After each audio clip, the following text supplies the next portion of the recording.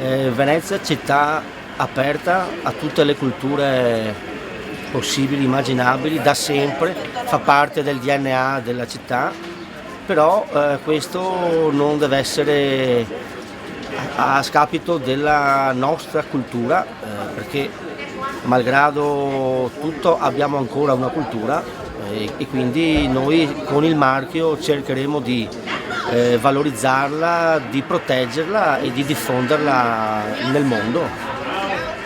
Un marchio per sottolineare la specificità di Venezia, la diversità di Venezia dal resto del mondo, ma anche lo stile di vita veneziano a cui speriamo che aderiscano sempre più persone, sempre più nuovi veneziani. No, speriamo appunto che l'iniziativa abbia un'ampia partecipazione da parte dei veneziani, stiamo aspettando candidature da parte di tutti quelli che vogliono partecipare per finalmente scegliere e valorizzare quello che è veramente veneziano. E...